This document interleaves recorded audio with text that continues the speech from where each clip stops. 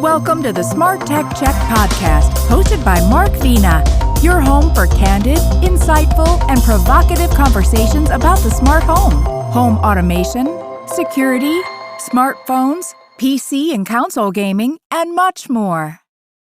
Hi, everyone. My name is Mark Vina, host of the SmartTechCheck podcast. Today is Friday, April 26, 2024. Joining me for today's podcast are Stuart Walpin, who scribes for Popular Mechanics, AARP, Techlicious, Investopedia, and other fine publications. Rob Pecoraro, who writes about tech developments at PC Mag, Fast Company, and other publications.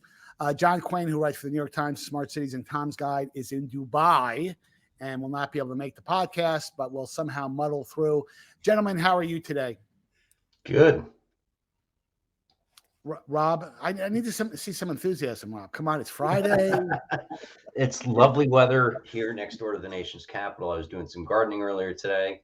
I think it's been a slow news day. I don't see any breaking news notifications of anything technology related. So if we can get through the rest of the day, it'll be pretty great.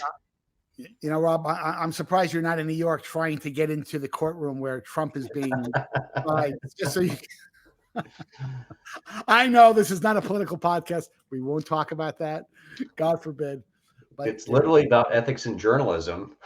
It is. If you call the National Enquirer journalism. Journalism, right.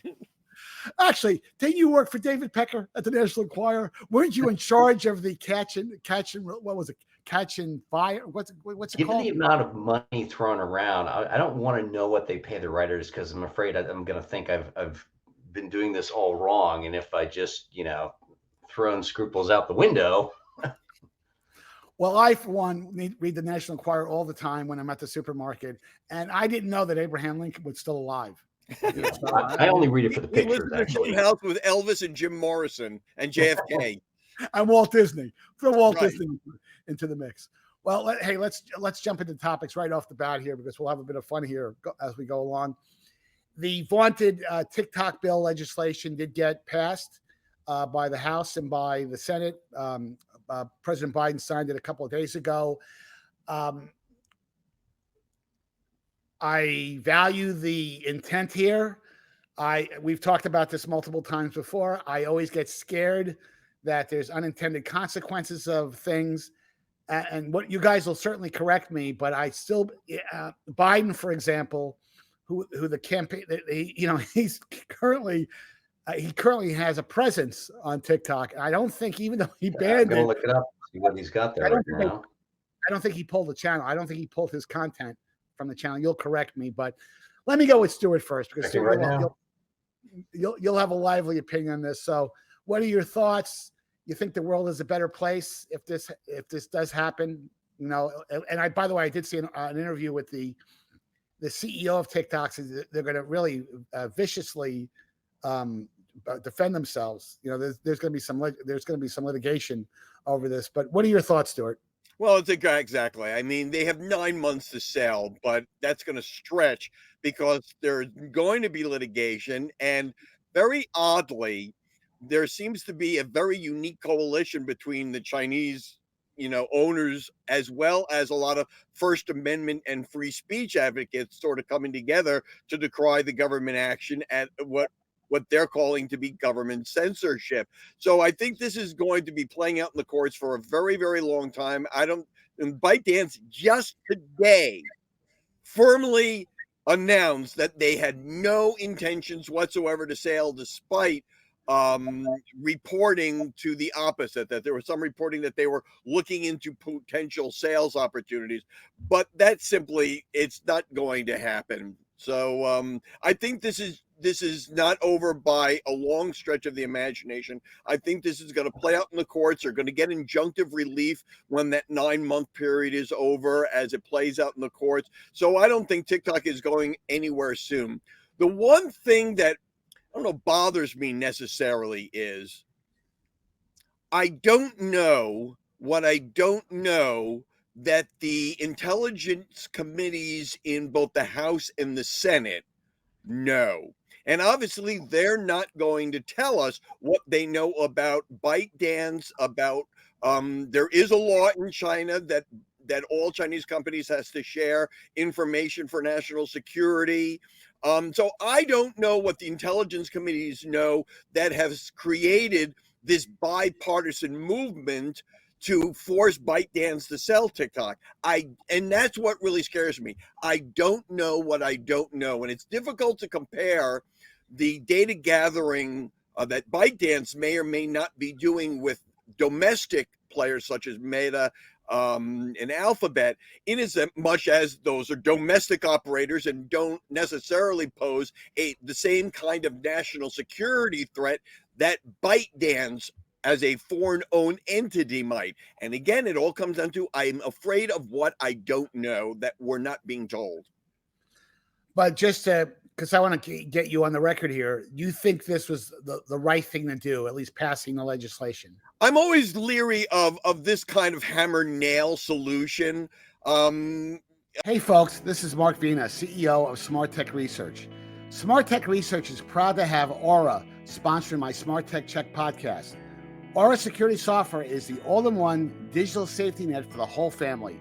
It's literally like having a personal cyber guardian that protects all of the devices in your home on a 24/7 basis. What's more, its AI functionality stands out as it constantly learns and adapts to threats, keeping your family and you safe around the clock. It's a must-have solution for anyone serious about online security. Stay tuned for a special no-obligation promo offer for Aura that will give you cybersecurity peace of mind. Hi, I'm Anna with SmartTech Research. Whether you're browsing the web, checking emails, monitoring your children's online behavior, spam calls and identity protection, and conducting online transactions, Aura has your back, ensuring a secure and seamless experience every time. Aura's comprehensive security solutions are compatible with Microsoft Windows, Apple Mac OS, Android, iOS, and iPad OS devices. For an exclusive 14-day no-obligation trial version of Aura, use the on-screen QR code or visit the website shown here. Aura is the smart, simple way to stay safe online. I mean, you see this in politics all the time. You see it in the Middle East that it's all hammer nail. It's win-loss. It's black-white.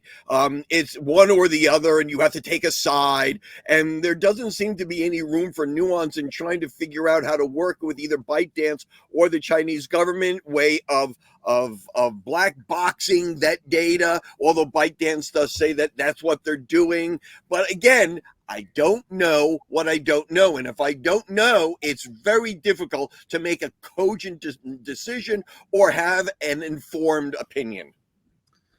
So, Rob, you happily live in the swamp down there, and you revel in it. I by the way. love it technically.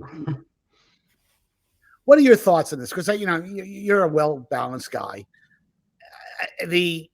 Like Stuart said, we all know that that Washington sometimes has wonderful intentions about things, and I think Stuart is making a very cogent point, in that we don't know, we're not privy to what other information may be, creating the urgency to get this done from a national security standpoint.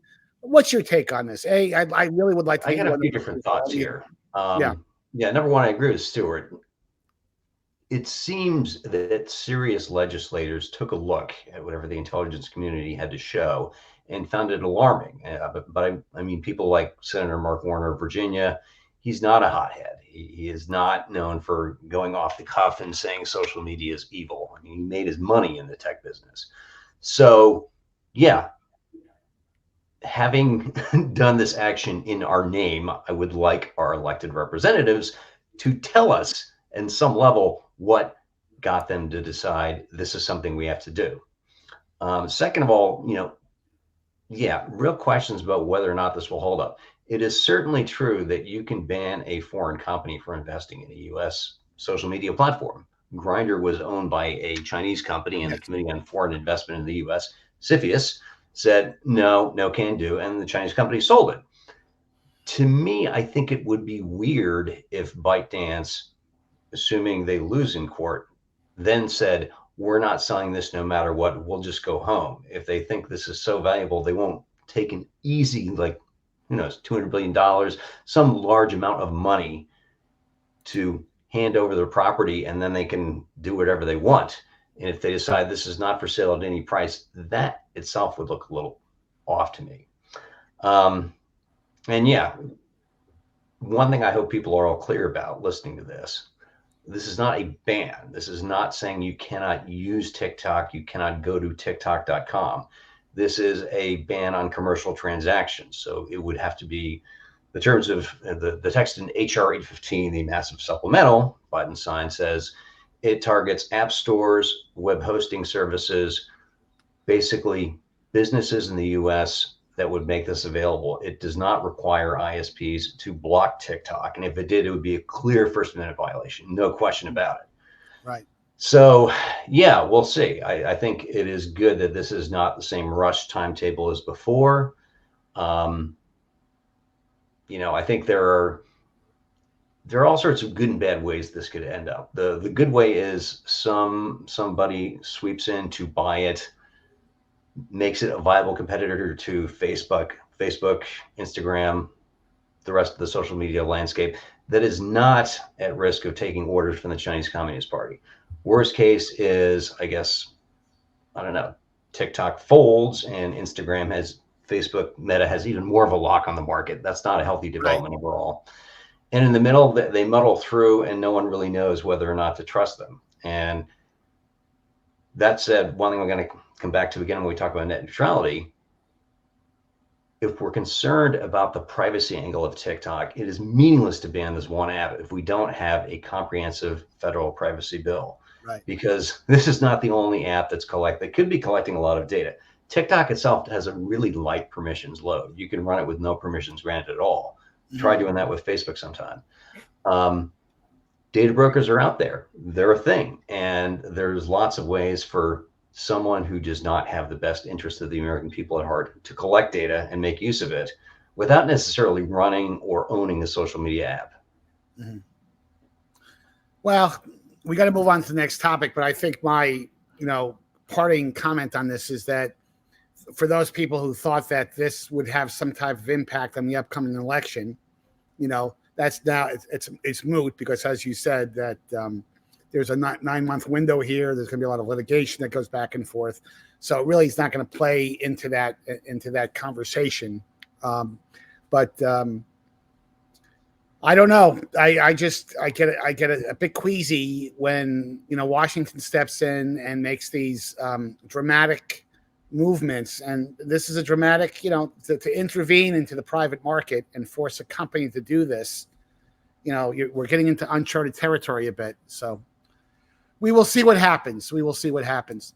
So, Rob, you mentioned your favorite agency, the FCC. That's one of my favorite agencies. They're doing a lot of work these days. Getting recognized more and more. So let's talk about this broadband label mandate from the FCC, because it's an important topic. This is really, really important. And it goes obviously to the net neutrality issue that you brought up. But let's give some, provide the audience with an update. This train has been a long time coming. This was a proposal that was originally being worked on back in 2016. And the idea is basically to require broadband providers to basically say what they're going to charge you and what service they're going to give you, which in a functioning market, you kind of don't have to do that. This is the labels get compared a lot to the nutrition labels in a box of cereal, but in that case, companies are hiding ingredients that aren't really healthy for you. In broadband, it's usually pretty simple, and yet, so many companies in that space, including the largest one of them all, Comcast, have made a habit out of deliberate opacity for years. They'll tell you the download speed. If you want to know the upload speed, go find this fine print network management page somewhere else on the site.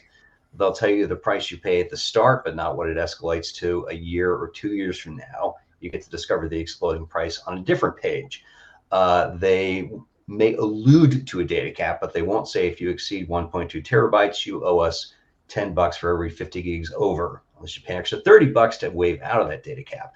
They will not tell you about the modem fee, which 1 year is $14, then it's $15.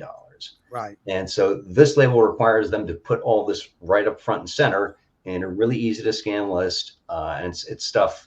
In addition, you have to have basic details about your network management practices. If you have an account opening fee, a setup fee, essentially eliminate the surprise so that when you do sign up, you don't have a bill shock experience later on. It shouldn't be necessary, but we don't quite have a competitive broadband market. It's gotten much No, we better. don't. Thanks Well, to and, fixed wireless.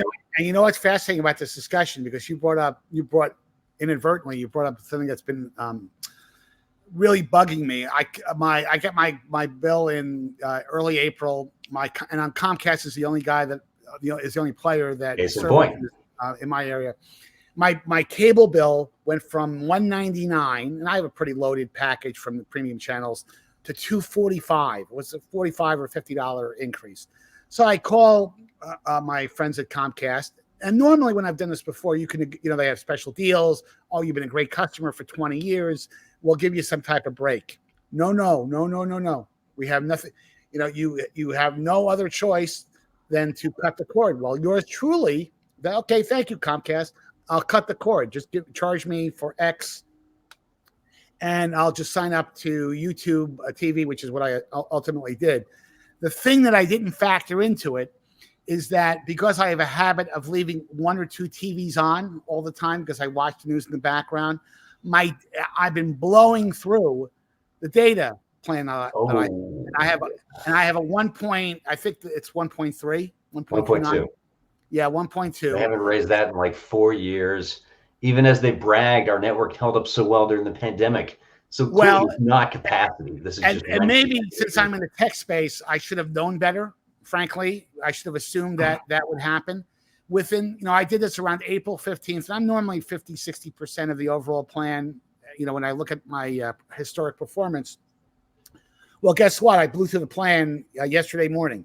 And now I'm paying, I think it's $10 for every 50 gig, if I'm not mistaken. Yeah. Now, of course, Comcast didn't say anything about that. And they don't have an option, by the way, where I can, we'll charge you an extra $20 and we'll increase that ceiling to, let's say, 1.5. They should have a $30 surcharge to lift the cap. The other thing you can do, there's X5 Plus, which you get their souped up modem, Wi-Fi, gateway. And then you get some other stuff, and I think that's maybe $25. Yeah. Which, like, if you're paying for the modem already, they should have offered that to you. But no, I have my own modem that I purchased. Good, yeah. So $30 should get you out of it, which is still not great because you're paying to eliminate a false scarcity Comcast has imposed on you to collect more money. And by the way, not to turn this into a streaming content call, but when you try to we've talked about this before. When you try to equalize between your cable package and replicating that with multiple streaming services, you really end up paying about the same, and it's very hard, by the way, to do a kind of an apples to apples comparison. For example, I like the History Channel. Well, YouTube has been fighting apparently with the History Channel, apparently a couple of years. I didn't know that. So I've got to go on. I've got to subscribe to their channel separately. It's a mess, and anyway, maybe I'll call my congressman. What do you think, Stuart? Well, I think this is half of the puzzle. It's somewhat humorously surprising that the ISPs fought so hard for this. It's almost laughable considering all that was being asked for was just to list what you're giving people for the money. It's like, why are you fighting so hard for this? You're making yourselves look ridiculous. But the other side of the coin is it's great that consumers know what they're buying, but there is a huge class of consumers who are about to not be able to afford anything. The Affordable Connectivity Program, which was part of the bipartisan infrastructure bill, the money for that, I think it was $8 billion or something, is running out at the end of this month, and Congress has yet to act to renew that, which means about 23 million Americans are about to lose their subsidies, either 30 or on tribal lands or very rural customers, $75 a month to get broadband. And so it's great to know what the companies are charging you, but if you can't get it, what's the difference? Yes. So I think this is one half of what Congress needs to do, and given all the stuff that Congress is currently dealing with, both politically and internationally, as well as domestically, whether or not they're going to get to this in time, or have 23 million Americans, by the way, are more people who get food stamps. So it's a huge program that's about to go bye-bye. There is something called the Universal Service Fund. Lifeline. Well, the Universal Service Fund is something that it's sort of like a Social Security fund to a certain extent. You get charged for it on your cable bill. If you look, there's a USF fee that everybody pays, and that goes into a general fund that supplies primarily infrastructure to mostly public, like schools and libraries and other entities, to get broadband. And there is some discussion of turning the USF and creating a way for the big ISPs to contribute to it as well, to do what the ACP program, which is about to run out, has been doing. Another, expand its footprint from infrastructure, rural and low-end infrastructure, to actual direct subsidies for lower income consumers. So the label is great. The fact that it took this long is insane to do something that you would think is very simple, but now we have to do the other half and make sure that the digital divide doesn't grow wider. Yeah, I mean, we'll be talking about this again, but I think Rob nailed it. You know, when you have pockets of the country that you only have one solution or one alternative, you know, not chaos, but you have essentially a monopoly in the San Jose area. This is shocking to me, by the way. I'm 5 minutes away from the Apple spaceship campus, and the only choice I have is Comcast. And I imagine that if I had two or three choices, that if a marketplace behaves in a very competitive way, well, I probably would see lower prices. I probably would see more choices. And unfortunately, I think the mandated labels are helpful, but it still creates a lot of confusion. I hope the very good local Bay Area fiber optic company, Sonic, reaches your neighborhood soon. I wish they would reach my mother-in-law's neighborhood in the North Bay as well, because she is also locked into Comcast. And I am the source of tech support, so I directly feel her pain. Well, from your lips to God's ears, Rob. All right, Stuart, you had this really important topic, kind of a little bit of hyperbole, but you know, let's talk about it. Is this notion about our smartphones, and I almost would say the word literally, killing kids. You know, I mean, it's somewhat hyperbolic, but let's talk about it, Stuart, from your perspective, the genesis for this topic, and why it should be important to people who have children. But let's go ahead. There has been all of the current conversation around this topic is all stemming from a new book by a guy by the name of Jonathan Haidt called The Anxious Generation: How the Great Rewiring of Childhood is Causing an Epidemic of Mental Illness. And the book, apparently, I have not read it, you know, full disclosure, details all of these studies that have been done over the years about how the current generation, past generation, current generation of children are having their minds warped by social media and other cell phone related ailments. And the book has been getting both applause and pushback from a lot of psychologists about its findings, whether or not, as you say, they are a bit on the hyperbole side, whether or not they're overblown, whether or not there is some buried truth in some of this.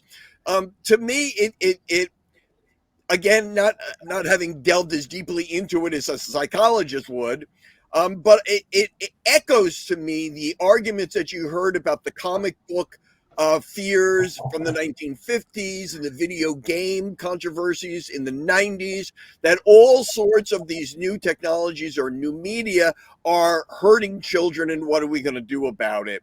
And it's funny to me, being in the consumer electronics business, why somebody hasn't, especially Google and Apple, taken the opportunity to create versions of Android and iOS and or phones that are, I don't know, suitable for children, that have expanded parental controls and other sorts of content limiters and screen time limiters. Instead of building it all into one OS, give parents the opportunity who fear about this, an alternative operating system or even phone that would sort of dampen or limit the kinds of impacts that this book and other psychologists believe are having negative impact having on children.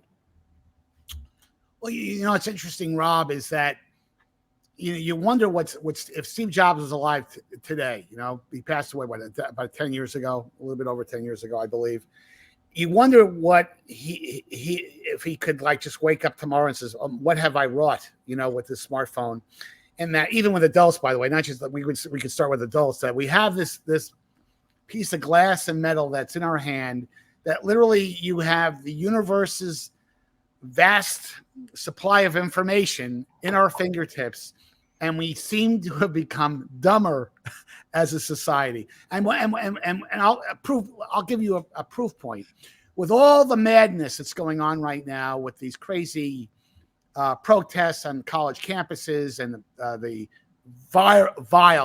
not viral, but the stuff is going viral, but vile stuff that's going on with these anti-Semitic attacks. I talk to people all the time. Have you been watching the news? Do you know what's going on? And these are people who I have tremendous respect for, who I'll see, they'll be retweeting TikTok stuff or Reels related stuff. Oh, hey, this is a funny video clip from the Big Bang Theory. Yet you ask them questions about, are you watching the news? What's going on? And they're oblivious to it. So you say to yourself, how can that happen in an intelligent society? So, I don't know if the smartphone is killing children, but it's certainly not making them a lot smarter. So, Rob, what's your take? So, yeah, I'm kind of with Stuart here. Speaking as a dad, smartphones, they're tools. They can be bad. They can be magnets for distraction. The social media is not a great way to follow the news. You could read actual news sites. But that said, why would kids these days be depressed? I don't know. My kid's school had another lockdown drill 2 weeks ago. That's a regular thing. We never had to worry about that growing up. Right. There was never any, here's what happens if someone comes into the school, tries to kill everybody with a semi-automatic weapon. This generation lost a year and a half being, locked down in homes because of the pandemic. And if we'd only known, we just could have had classes outside. Yeah, things are not great, but I don't really look at, gadgets as the real problem because, as Stuart said, yeah, it's always been something. I'm old enough, I remember Dungeons and Dragons being latched on as this risk to the mental well-being of kids. And, well, you can go back. You could go back to the 1950s when, rock and roll is going to destroy children, the pelvis of Elvis. Yeah, exactly. Or during the 60s when, sexuality became a much more accepted form of material. Oh, God forbid what's going to happen to the mores of the country. This is a little bit different in that there have been studies done that shows that people do get emotionally deprived when they don't have access to their smartphone. They go through almost like withdrawal feelings. And especially if you're children, that's even amplified more. And but now, having said that, Rob, let me just ask you a question before we kind of wind this down. How old are your children? You got one or two? 13 going on, depending on the day, 15 or 11. Okay. Wait, you have bubbles? Are you talking through a Mac? Yes. There are a bunch of bubbles just came across. What's the gesture that does that? I think it was the V. It'll probably come up again. But the question I was going to ask you, are you going to get a smartphone for your kids? Mike, yes, already has one. It's sort of hard to avoid. It is locked down. There's a company called Bark Technologies. They'll sell you a low-end Android phone. There's a lot of controls on it. Yeah, as a dad, I would appreciate more help. One thing I've been getting on Apple's case for years is that where is the kid mode? If I want to if a parent wants to hand their phone or their iPad to their kid, lock it down so you can only use this subset of apps. It's not getting stored, their use isn't tracked and associated with you. And Apple's response seems to be, the Tim Cook line, buy another iPhone. No, I'm just trying to solve the problem that we're stuck in the airport, we're waiting, and I want to hand my device over to my child and not have open-ended access to everything. Right. And yeah, Lego will sell you the Duplo blocks for the very youngest kids. We could maybe use like a Duplo version of Android and iOS for these cases. And then, something with slightly smaller bricks for the preteen set. And yeah, as a parent, I could use a little more help from the makers of these gadgets, even while I do not think they are the root of all evil or even of most evil in the world of kids today. Well, we'll probably have to end it here, but the one comment that I'll make here is that and I know you guys follow the news like I do, unlike a lot of other people who just get their news from TikTok, which I know both of you don't fall into that category. But Apple, the rumors are, and I think they're more than rumors, Apple is going to make a big AI play at WWDC. The rumor, there's a new family of Apple silicon processors that will be coming down the pike that will have even additional AI goodness built into them. And it will be interesting to see what Apple does, because people look toward Apple as kind of they do things in a deliberate, responsible manner.